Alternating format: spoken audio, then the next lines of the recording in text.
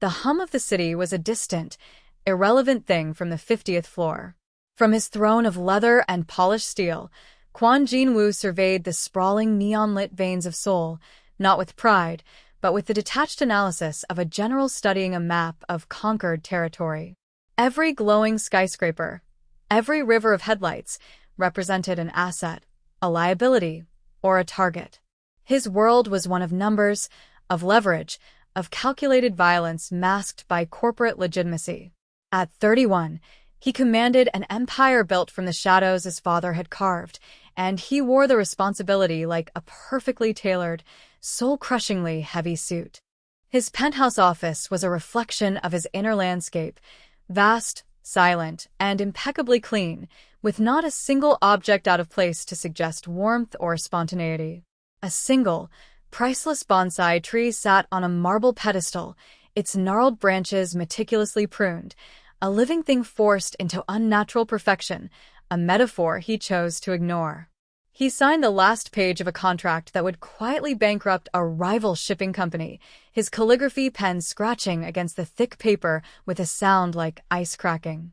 There was no satisfaction in it, only the quiet finality of a problem solved. He felt the familiar emptiness settle in his chest, the constant companion that no amount of wealth or power could exorcise. His life was a fortress, and he was its solitary prisoner.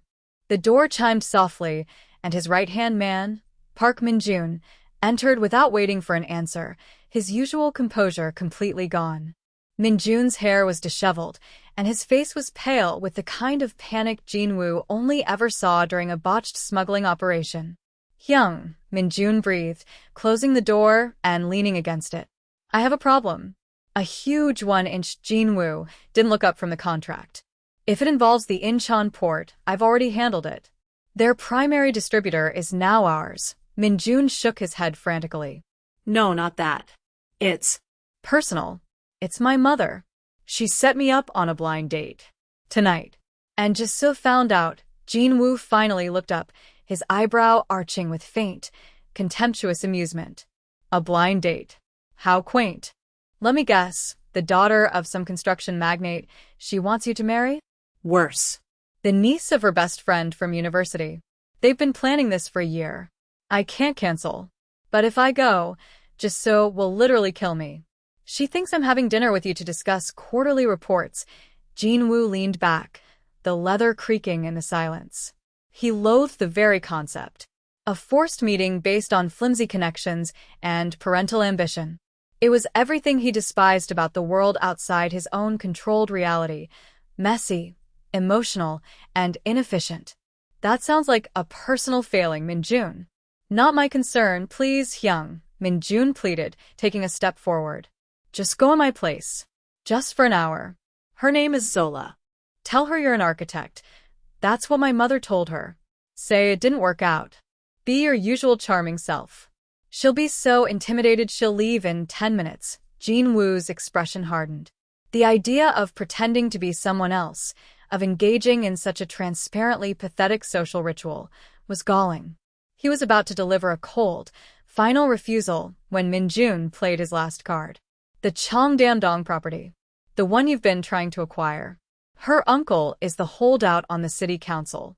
If you do this for me, I'll make sure he has a very compelling reason to vote in your favor next week." The offer hung in the air, a piece of raw meat tossed into his sterile world. It was a transaction. A simple, clean exchange. This he understood. He stared out the window, at the cold, indifferent city lights. 1 hour of pointless conversation for a multi-million-dollar real estate deal. The math was simple. "Fine," Jin-woo said, his voice flat. "Send me the details. But you owe me, Min-jun. And my debts are expensive." He felt a profound sense of disgust, not at Min-jun, but at himself, for agreeing to participate in a world of feelings and connections, even as a lie.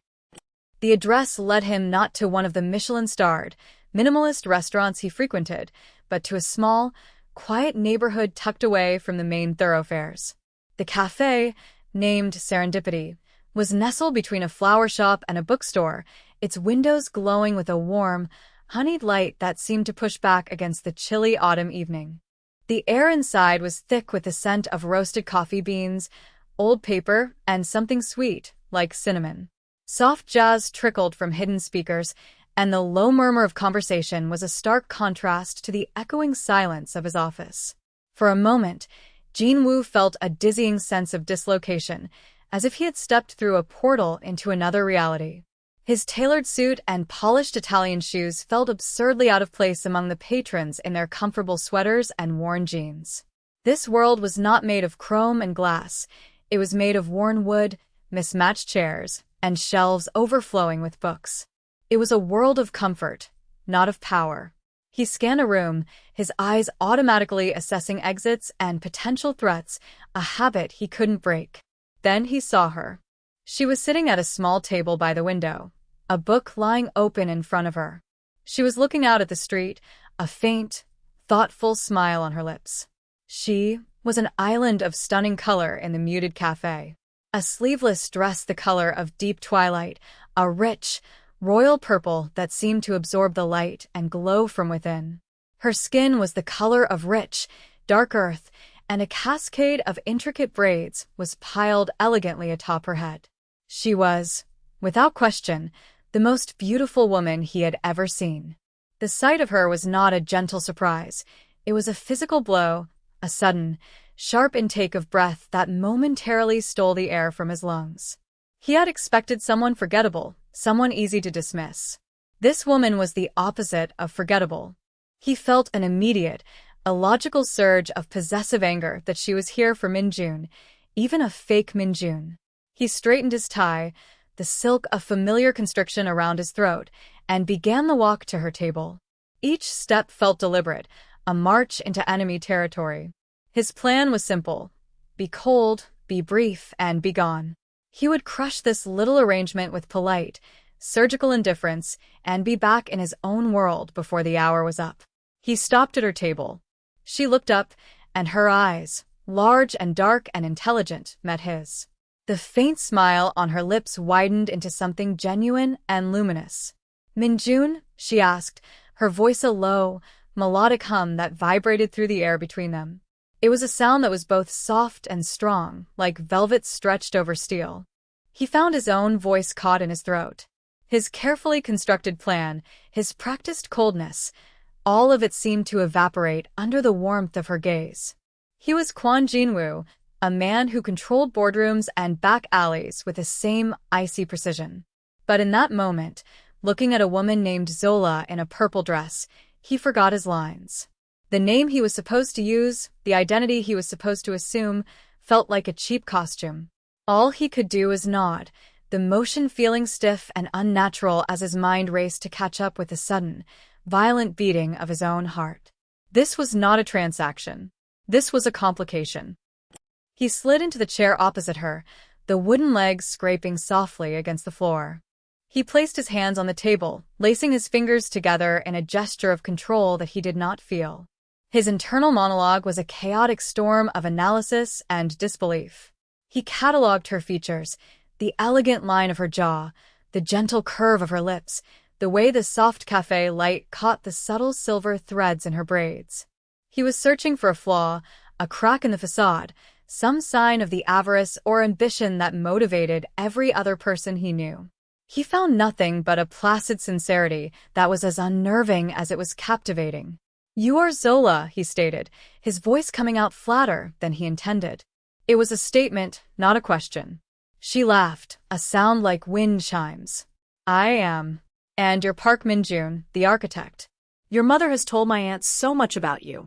She says you build skyscrapers that touch the clouds." Jin-woo felt a flicker of irritation at Min-jun's fabricated life.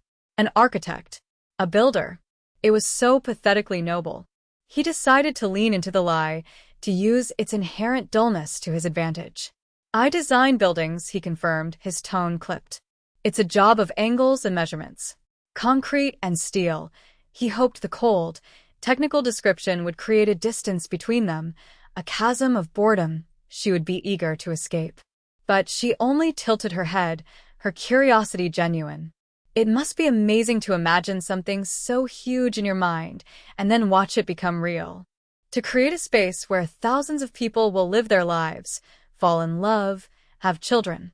You're not just building with concrete, you're building the backdrop for memories. Her perspective was so utterly alien.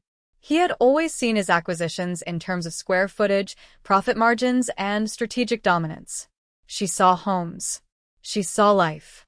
The conversation he had intended to suffocate was suddenly breathing on its own. He found himself asking questions, not as a tactic, but because he was inexplicably compelled to understand the workings of her mind. "And what is it that you do, Zola?" he asked, the name feeling strangely intimate on his tongue. "Oh, nothing nearly as grand," she said with a self-deprecating smile. "I'm a caregiver for an elderly woman in this neighborhood during the day. And in the evenings, I volunteer at the community garden just down the street. We grow vegetables for the local food bank." A caregiver. A volunteer. Her life was built on service, on giving without expectation of return. It was a concept so foreign to his world of ruthless quid pro quo that he struggled to process it. In his circles, altruism was a weakness to be exploited. For her, it seemed to be a source of profound strength. "That doesn't sound very profitable," he said, the words coming out before he could stop them, a reflexive jab from his cynical worldview. He expected her to be offended, but she just smiled that same, unnervingly genuine smile. "Profit isn't always measured in one, is it?" Seeing Mrs. Kim's face light up when I read to her, or watching a child taste a tomato they helped grow for the first time. That's a different kind of wealth. The kind that actually keeps you warm at night for the first time in over a decade. Kwon Jin-woo was silent. He had no counterargument. His own wealth, vast as it was, had never once kept him warm. It was a cold, hard shield, and he was beginning to feel the chill of it seep into his bones. The hour Min-jun had requested bled into two. Jin-woo found himself held captive not by obligation, but by a reluctant fascination. He listened as Zola spoke about her life, a tapestry woven from threads of community, empathy, and simple joys. She described the stubborn resilience of the kale in the community garden, the intricate stories the elderly woman she cared for would tell, the pleasure of finding a first-edition book in a dusty second-hand shop. Her world was small, yet it seemed infinitely larger and more vibrant than his own sprawling, sterile empire. He, in turn, maintained his flimsy cover as Min-jun the architect, speaking of load-bearing walls and zoning regulations, trying to keep his language as gray and uninteresting as possible. Yet, Zola found color even in his monochrome descriptions, finding poetry in structural integrity and humanity in urban planning. It was maddening. He felt as if she was seeing through the facade, not to the Mafia boss beneath, but to a man he himself had never met, a man who could create things of beauty rather than just acquire or destroy them. When the waitress finally came to announce they were closing, the spell was broken. The real world, with its demands and its dangers, rushed back in. He paid the bill in cash, a thick wad of notes that made the young waitress's eyes go wide, a small but telling sign of the gulf between their realities. He walked her out into the cool night air. The street was quiet now, the earlier bustle having settled into a sleepy calm. "I should get to my bus," she said, pulling a light cardigan around her shoulders. The bus. Of course. His own car, a custom black sedan with bullet-resistant windows, was parked a block away, a sleeping panther of obscene wealth and violence. The contrast was a chasm. He should have let her go. He should have said a polite, final goodbye and disappeared from her life, a strange, socially awkward architect she would soon forget. That was the logical, self-preservative thing to do. But logic had deserted him the moment he saw her. "I can give you a ride," he offered, the words feeling foreign and clumsy. "Oh, no, you don't have to do that. The bus stop is right there, it's no trouble," he insisted, a part of him desperate to extend their time together, another part morbidly curious to see her reaction to his world, even just the polished leather interior of his car. But she just shook her head, her smile gentle but firm. "Thank you, Min-jun, but I'm fine. I enjoyed our conversation." She turned to leave, and a primitive panic seized him. He couldn't let it end like this. But the protocols of his life, the carefully constructed walls of his personality, prevented him from asking for her number or suggesting another meeting. It would be a breach of his own rigid code. He simply watched her walk to the brightly lit bus shelter, her purple dress a beacon in the darkness. He waited until the bus arrived with a hiss of its air brakes, watched her silhouette board, and then watched the bus pull away, its red tail lights shrinking until they were swallowed by the night. He stood on the sidewalk for a long time, the cold seeping through his expensive suit. He drove back to his penthouse, the silence of the car a roaring accusation. He strode into the vast living space, the floor-to-ceiling windows displaying the glittering, indifferent city he owned. He poured a glass of whiskey, the amber liquid doing nothing to quell the turmoil inside him. He felt hollowed out, as if she had taken something with her, or worse, as if she had shown him the vast emptiness that was already there. When Minjun called, Jin-woo answered with a guttural bark. Well, How did it go? Was it awful? It was a waste of time. Jin-woo lied, the words tasting like ash in his mouth. Consider your debt paid. He hung up before Minjun could reply, cutting off the connection to the world that had led him to her. He downed the whiskey in one go, the burn in his throat a welcome distraction. But it was useless. He could still hear her laugh, still see the warmth in her eyes, still feel the seismic shock of her simple, profound sincerity. The fortress was breached. In the days that followed, Jin-woo plunged himself back into his world with a vengeance. He was a creature of darkness and control, and he would smother the memory of her light with the familiar shadows of his work. He orchestrated a hostile takeover of a tech startup, his methods so swift and brutal that the company's board didn't know what had happened until he was sitting in their chairman's office. He visited the Incheon port, walking the docks as his men unloaded contraband under the cloak of legitimate cargo, his presence alone a guarantee of silence and efficiency. The scent of salt and diesel, the clanging of metal, the sight of fear in the eyes of his underlings. This was his reality. It was ugly, it was violent, and it was real. Zola, with her community gardens and her stories, was a dream, a dangerous fantasy he could not afford. Yet, her memory was a persistent ghost. During a tense negotiation with a rival faction, as their leader postured and threatened, Jin-woo found his mind drifting to her description of a stubborn tomato plant. As he signed off on a multi-million won-wire transfer, he thought of her words. Profit isn't always measured in one. The dissonance was becoming unbearable. His world, which had once felt so solid and absolute, now seemed brittle and transparent. He could see right through its gilded cage to the emptiness within. The harder he worked to forget her, the more vividly she appeared in his thoughts. He started noticing things. The taste of his morning coffee, the precise shade of the sky at dawn, the sound of rain against his window. His senses, long dulled by routine and cynicism, were slowly, painfully reawakening. The ghost of her was everywhere, tinting his monochrome world with color. The breaking point came a week after the blind date. He was in a meeting, staring at a projected spreadsheet of extortion profits, and he felt nothing. Not power, not satisfaction, not even the cold pragmatism that usually guided him. He felt only a profound, soul-deep exhaustion. He stood up in the middle of the presentation, earning shocked looks from his capos. "The meeting is over," he said, his voice quiet but absolute. He walked out, leaving them in stunned silence. He couldn't do it anymore. The lie of his life was too heavy to bear. He drove for hours with no destination, the city lights blurring into streaks of color.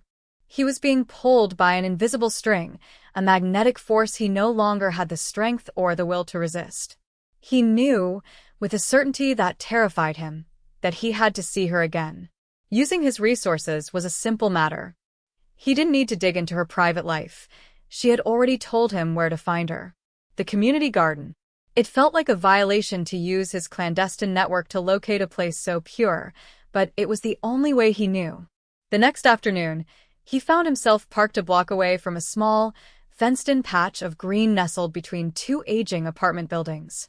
He got out of his car, his suit feeling like a suit of armor, completely alien in this neighborhood of laughing children and laundry lines strung between balconies.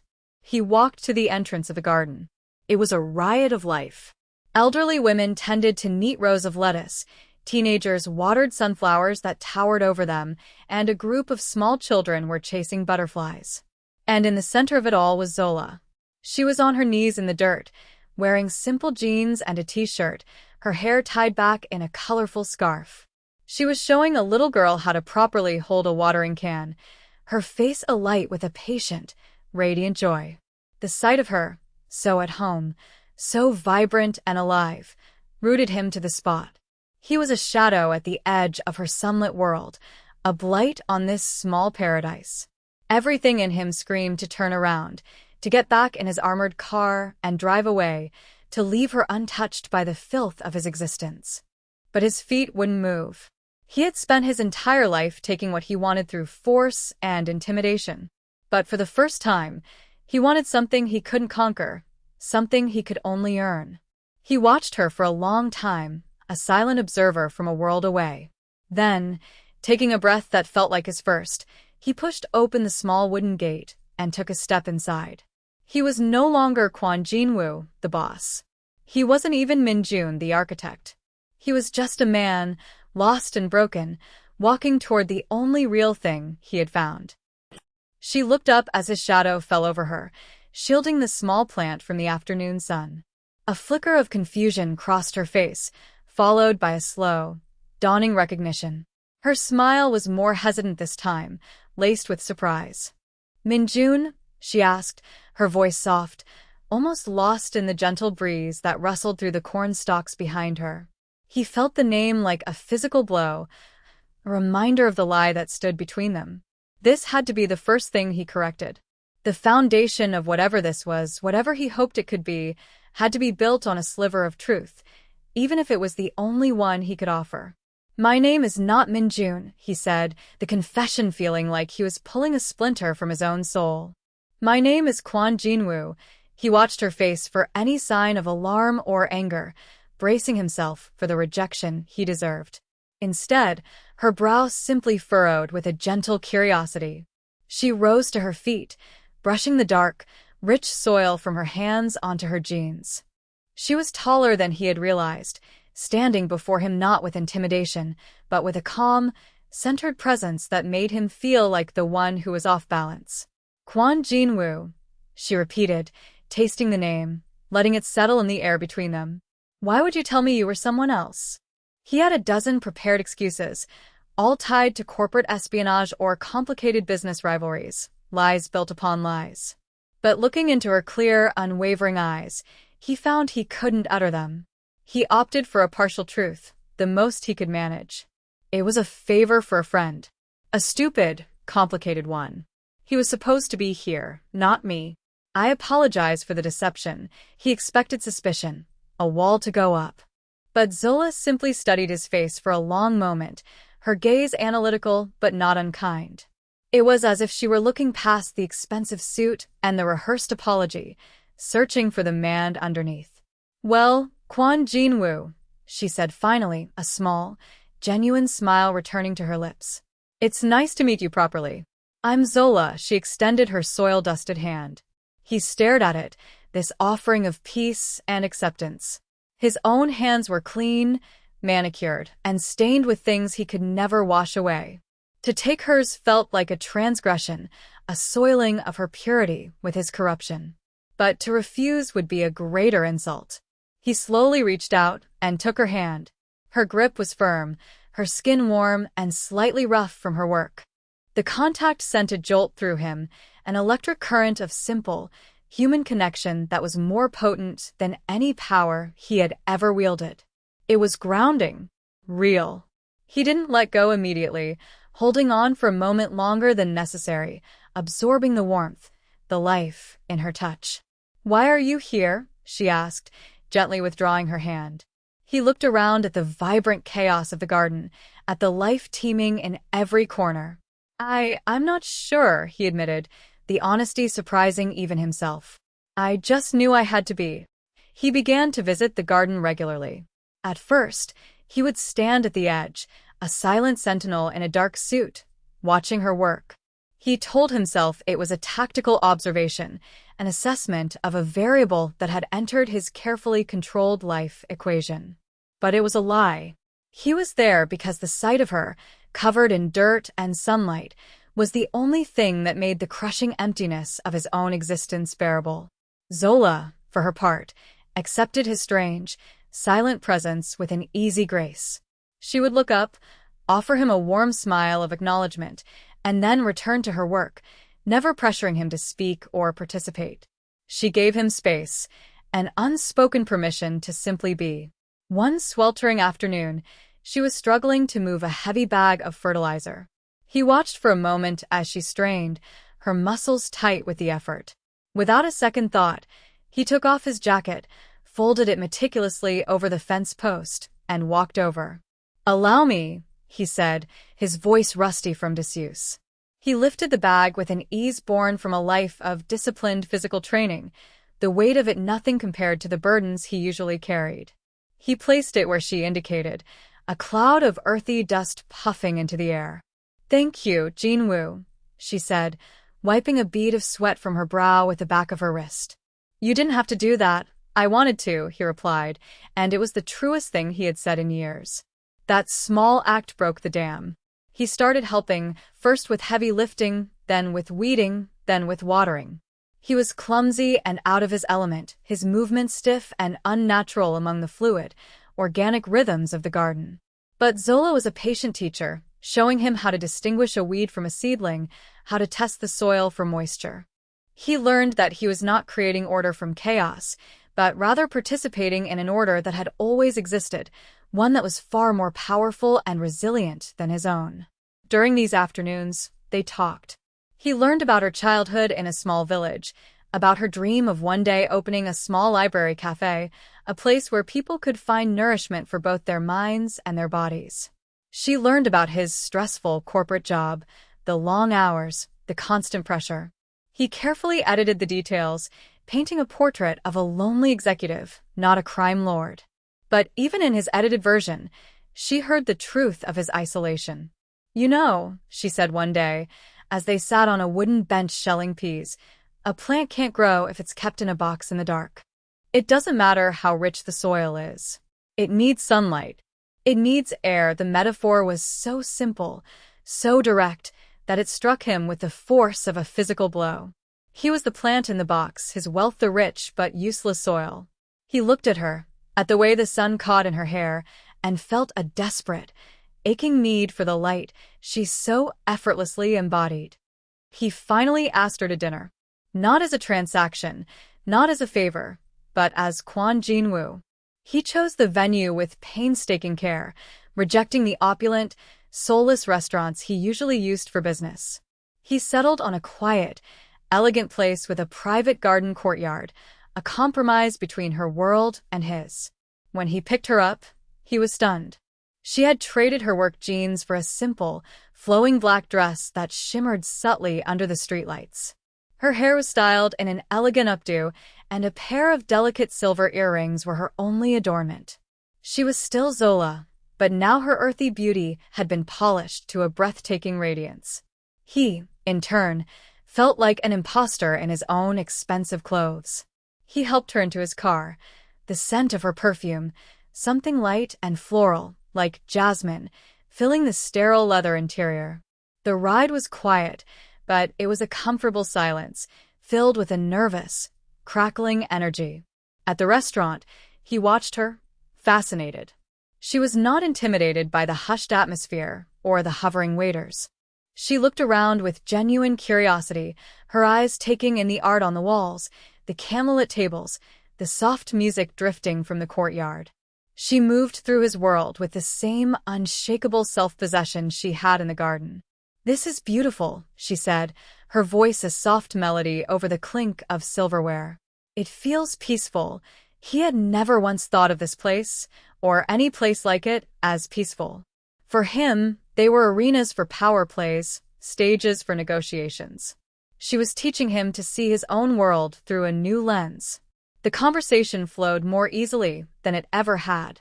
Away from the garden, he felt a strange freedom to speak about the pressures of his life, Couching his criminal enterprise in the vague language of family business, he spoke of the weight of his father's legacy, of the constant expectation to be stronger, more ruthless than his competitors. He didn't realize how much he was revealing until he saw the look of profound empathy in her eyes.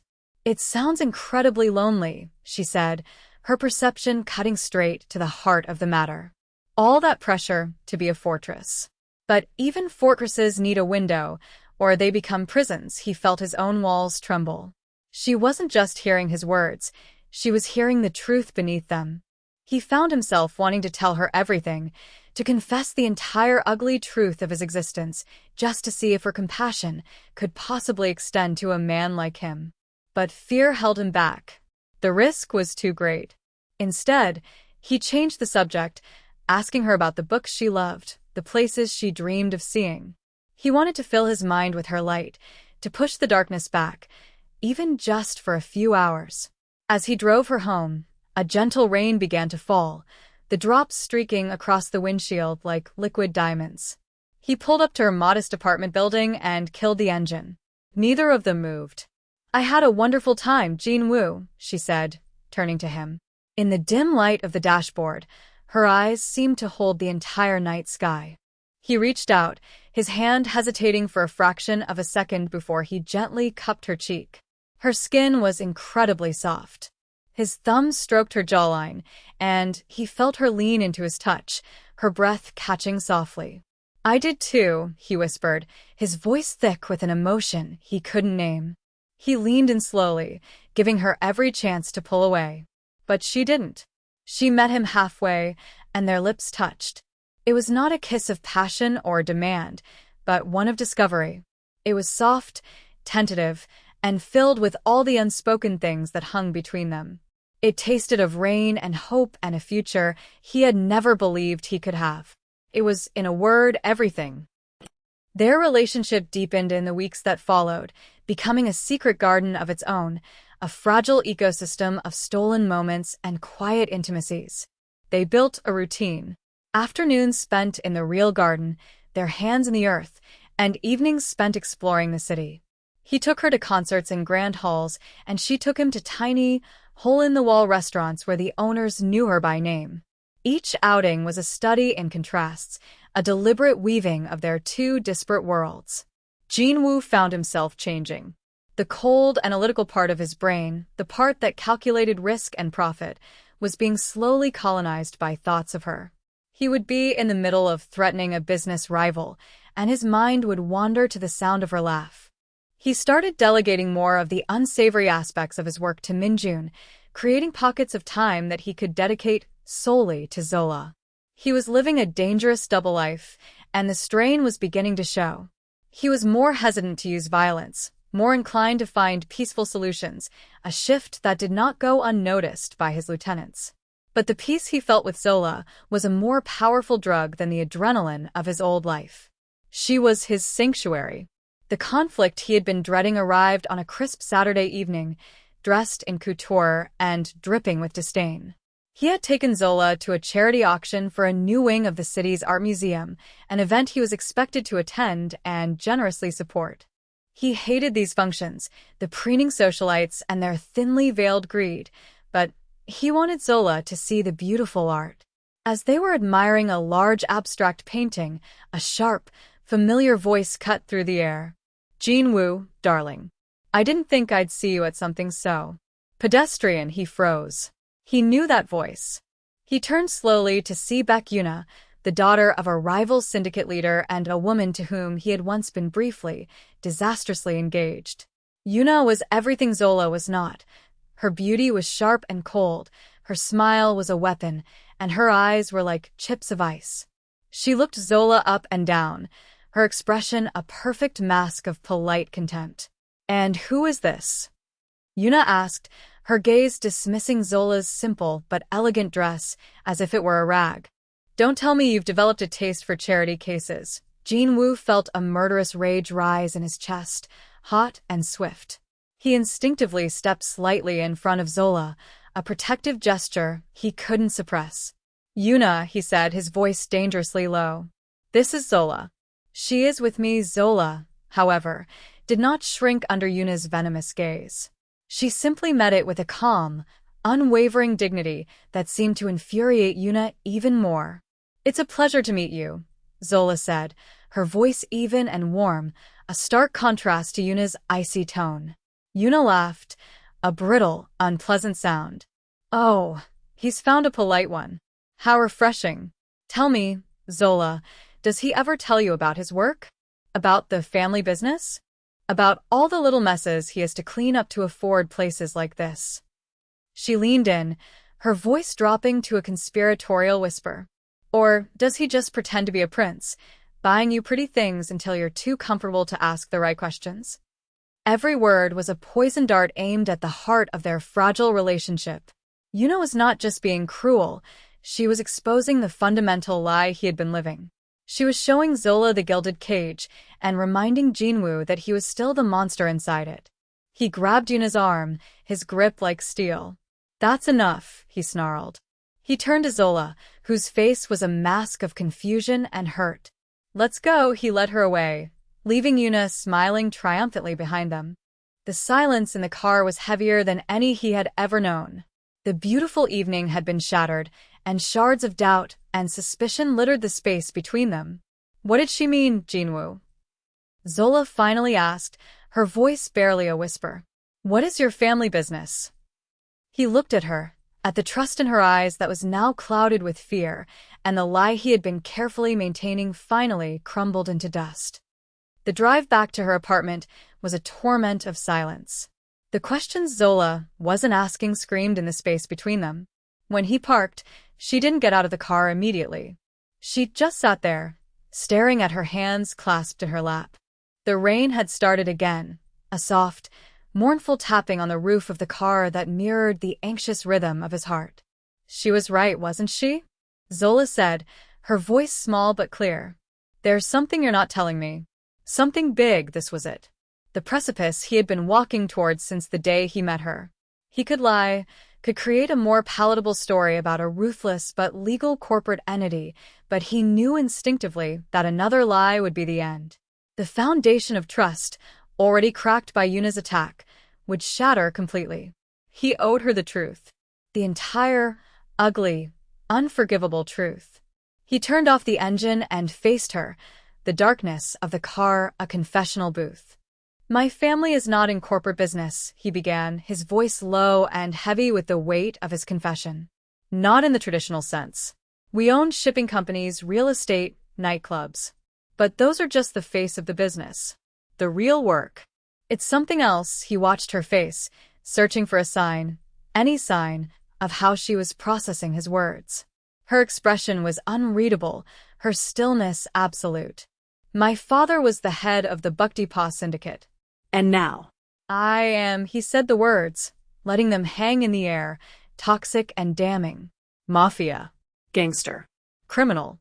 He was all of those things." He saw the flicker in her eyes then, not just shock, but a dawning comprehension, as if disparate, confusing pieces of his personality were suddenly clicking into place. His guardedness, his sudden departures, the way he carried himself with an aura of absolute authority and latent violence. It all made a terrible kind of sense now. "Everything you saw tonight," he continued, forcing himself to go on, "the money, the power, the fear in that woman's eyes when I touched her. It comes from that world. A world of violence and intimidation. It's the only world I've ever known. It is who I am," he finished, his chest aching, feeling as if he'd just carved out his own heart and placed it in her hands. He expected her to recoil, to open the car door and run, to look at him with the disgust and fear he so rightly deserved.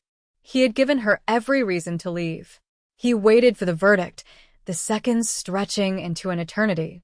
Zola finally took a deep, shuddering breath. She didn't move away. Instead, she turned her body more fully towards him, her gaze so intense it felt as if she was seeing straight into his soul. "Is it who you want to be?" she asked. The question was not an accusation. It was a genuine inquiry, filled with a heartbreaking sincerity. It was a question no one had ever asked him before. He had been groomed since birth to be a successor, not a person with his own desires. His wants, his dreams had been irrelevant. But meeting her had changed that. She had awakened a part of him that wanted more than power, that yearned for the peace he saw in her garden, for the simple warmth of her hand in his. "No," he whispered, the admission a raw, painful truth he had never before allowed himself to acknowledge. No. Not anymore. A single tear traced a path down her cheek. It was not a tear of fear, he realized, but one of empathy. She was crying not for herself, but for the man trapped inside the monster. She reached out, her hand covering his on the center console. Her touch was not revulsion, but an anchor. "Okay," she said softly, her voice trembling slightly but firm. "Okay, Jin-woo." It wasn't forgiveness. It wasn't acceptance. It was a starting point. It was a chance. And in the suffocating darkness of his life, that single word was a gasp of pure, clean air. In the aftermath of his confession, a fragile, new honesty settled between them. The easy comfort they had built was gone, replaced by a more sober and profound connection. Zola was quieter, more watchful. She asked questions not about the violent details of his work, but about him, about his childhood, about his father, about the moment he realized he was trapped. She was trying to understand the man, not the Mafia boss. For Jin-woo, this was both a relief and an agony. He had never been so exposed, so vulnerable. He found himself telling her things he had never spoken aloud, memories of a lonely childhood spent learning strategy games instead of playing with friends, of the immense pressure to be emotionless and strong. Zola listened, absorbing his pain without judgment, offering not absolution, but understanding. He knew he had to change. It was no longer a vague desire, but an urgent necessity. To stay with her, to be a man worthy of her, he had to dismantle the empire he had inherited. It was a task that seemed impossible, like trying to stop a tidal wave with his bare hands. Leaving his world wasn't like resigning from a job.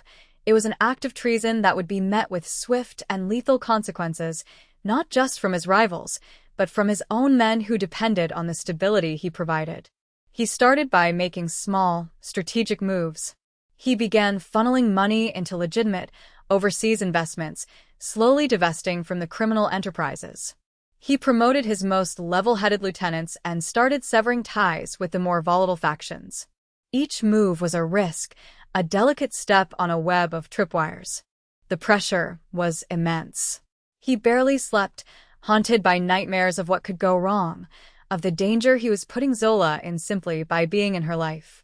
One evening, he arrived at the garden, looking exhausted and grim. The weight of his double life was crushing him.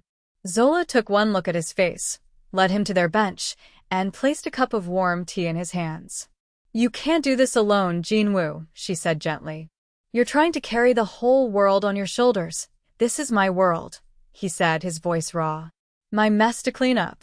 I brought this darkness into your life, and I have to be the one to get it out. When you weed a garden," she replied, her voice calm and steady, "you don't just rip out the biggest weeds and expect the soil to be healthy. You have to nurture what you want to grow. You have to plant new seeds. What do you want to grow, Jin-woo?"